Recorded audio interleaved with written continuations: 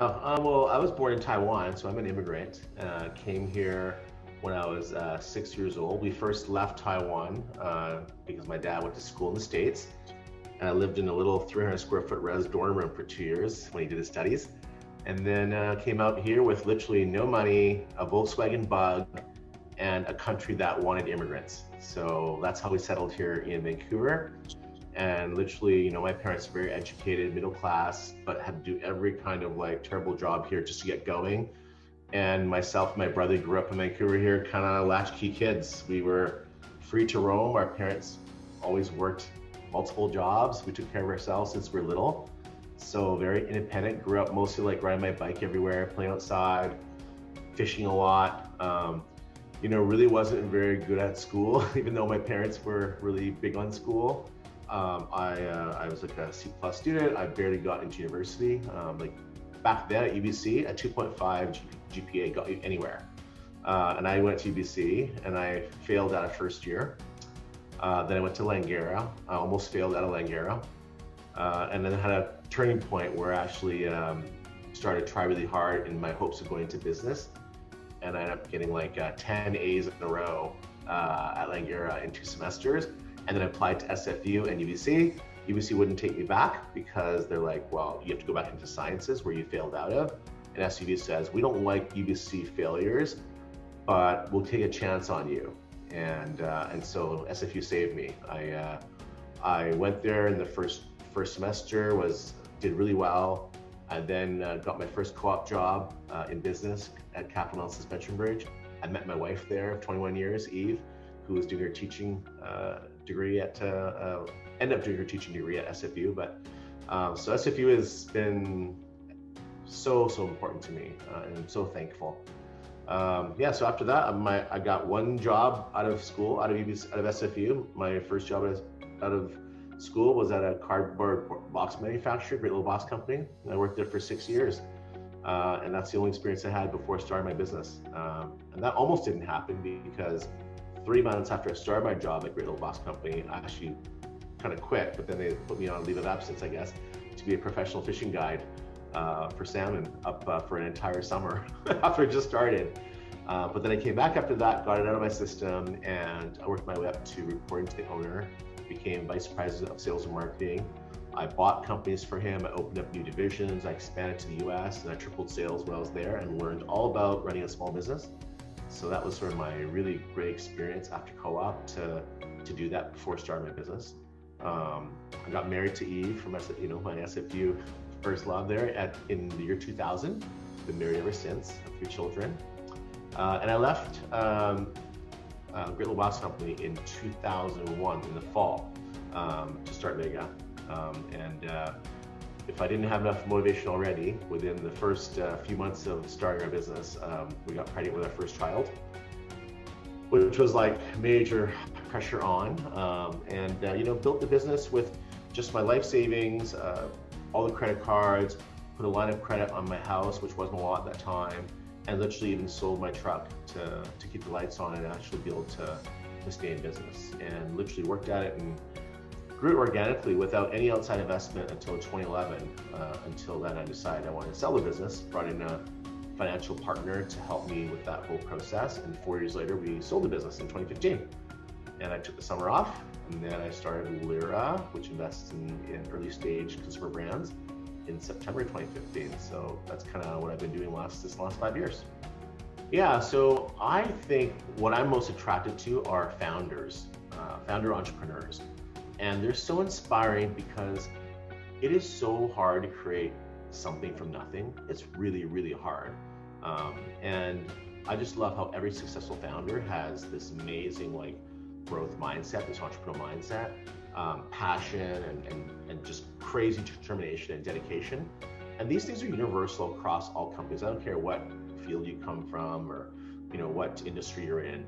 These sort of skills, these mindset, they're the biggest commonalities I've seen across all these businesses. Not education, not experience, not intelligence. None of those things matter as much. And sort of when you meet another founder, you've been through it, you just have this immediate connection. And now today, working with all these young founders where they're building their businesses, I'm like, wow, I feel like I'm in it with them. even though I'm not the one doing all the crazy hard work that they are right now, I get to be like a grandparent, not a parent, for a while. It's super inspiring. And man, they're teaching me every bit as much as I'm teaching them. I think the biggest learning, I'll say, really, is that it's all about people. Business is all about people. And great businesses can only be great because they have great people and a great culture. And that really, like, long term, when you strip out everything else, it's really the only, it's the biggest sustainable competitive advantage. Because you can knock off product attributes, you can copy services, you can do all kinds, you can lower prices, blah, blah, blah, all these different factors to be competitive. But you really can't pretend you have a great culture. You can't make people who don't want to work together and who don't get along and who don't believe in the same things achieve greatness together. We all believe in like teams are way more important than individuals. You can only have that when you have really great shared core values, really strong culture that's aligned, and then a company that rewards and uplifts and sort of supports all that. So I think that is the number one thing. So really, we bet on people. That's what we do at Lyra. When we choose investments to go into, it's all about the people, the teams, and the culture, because they're what will outlast what may have been a product differentiated business initially. What eventually becomes a long-term success or sustainable competitive advantage aren't those same attributes. It's the people that adapt, innovate, support, and grow along the way. Yeah, I think, being an entrepreneur, you're, like I said before, you live in a world of like constant change and uncertainty, right? And I feel like we all get sort of an equal amount of good and bad. We all get our fair share of good and bad. It's what you do with the good and what you do with the bad that separates, let's say, people that you would deem as being successful from those that maybe aren't as much.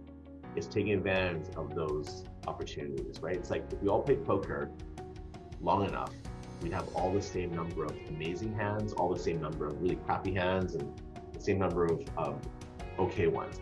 But what did you bet when you had the best hands? How did you fold when you had the worst hands? All that is what separates, the best poker players from the worst. And I think in business it's the same way. So having an entrepreneurial mindset really, I believe, allows you to capitalize the most on your opportunities and limit the downsides most when you have not so great things pass you by. We try to entrepreneurs look at the world within the context of opportunities, right? Not just threats. I think that's the important thing. If you don't also look at opportunities, you only avoid threats, you're not going to capitalize on those great hands like we talked about earlier. And that you have to accept risk and tolerate risk. It's just the way it is, and uncertainty. It's just the way it is. But being super prepared, being really adaptable, maybe makes it less risky and maybe makes it feel like you have more control. That's kind of what we try to do. And I think your growth mindset is all about putting yourself in that position, because it's easy to be afraid. Like, I'm afraid all the time. But then I try to soothe myself by saying, well, but you prepared for this, you did that, you looked at these things. And I said, okay, I won't be quite as afraid. I got it. And also, if it doesn't go, I try and take personal responsibility for it, saying, you know what, darn it, I missed this. I learned from that. Next time I'll do this, and I'll be better for it. Versus, oh, it's the economy. Oh, it's our stupid competitors. Oh, it's the government. Anytime you lay blame game outside, you lose that amazing opportunity to take ownership of something that you can control. Blaming external variables takes away that power from yourself to do what you can control. So I was trying to take responsibility for good and bad. But the blame game is two-sided, right? Good and bad. When something's great, I'm gonna say, hey, I'm proud of myself. I did a really great job, right? Pat myself on the back. And then if it's bad, it's like, oh, I could have done these things differently. I missed that. Now I can improve and do something about it. And also people around you, when you can be like that, will trust you more, right? The worst thing is to say, oh, I knew everything. It's all your fault. You don't know, blah, blah, blah. Who's gonna wanna work with you? I kind of feel like just being really real and authentic and trying not at all to be perfect. You know what I'm saying? Like, perfection is the enemy of entrepreneurship. Perfection is the enemy of growth mindset, right? I kind of feel like you do your best and it didn't work out. Okay, how do you fix it? How do you iterate? How do you adapt? And it's just a constant iterative process, versus profession means you gotta know exactly what to do. It's gotta be bang on, which is like too hard. It's too hard. I'm gonna stay on this whole topic around people, values, and culture. I know we talked about it already, but I think that this is worth just more conversation because it's everything, you know? Like when we're looking for people to join you, maybe as a partner, as an employee, as anything, you know, the right cultural fit is so important. When you made a compromise on cultural fit because, oh, they're so smart, oh, they have such great experience, blah, blah, blah, but they don't have that cultural fit, you're likely to be disappointed, you know, because people don't change very much. And if you don't have those values aligned, it's probably not going to be long-term. I always feel like really identifying what those core values are that are really important to you and making sure that the other person checks all those boxes, that they're really important to them in a combination is super important. I've had the same values for my life, for my business Vega, for our family, for my business Lyra. It's the same thing. It's always the same thing because they're part of what my values are. You know, so for me, it's like show the highest integrity in everything we do. You know, take ownership of things, good and bad. Be performance driven to always like be improving. Be customer focused, right? Internal, external customers. And then play as a team, be a great team player. Like those things, they are universal to me and everything I do. So the better you can articulate that, and the more that you assure those who join you in important ventures align, the more successful I think you could be. You know, I always look at people, and I really appreciate people that have low egos and are very humble and down to earth. To me, the most successful people are also the ones that are most humble and down to earth, you know, because they appreciate what got them there. They appreciate that everyone's part of this journey with them together. They're not just saying that they're the ones that did everything. I think that's really important too. I don't trust people who aren't humble and have small egos and aren't down to earth. I don't associate with them because life's short, and I really find that makes a really big difference. Yeah, I think obviously leaving Great Little Box Company, you know, where I had a really great job. I was reporting to the owner. I was making like $200,000 a year 25 years ago with 8 weeks vacation, all my benefits. It was really a great job. And to leave that comfort of that to start Vega, that took a lot, right? And it made me, that's part of who I am, was I'm willing to take some of those risks to try and get a better outcome. So, and then, you know, after that, investing my life savings, putting my house on the line, all those things that we talked about earlier, those are all examples of, you know, growth-oriented mindset, because you're willing to take trade-offs and bet on yourself, take ownership of the situation. And I kind of feel like, you know, you reap what you sow, right? So without those sacrifices, without those risks, then you don't get the benefits. And you don't have to be an entrepreneur to benefit from a growth or entrepreneurial mindset. It's a continuum.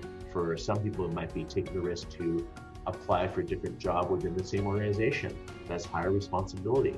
It doesn't mean you have to quit your job and start a business.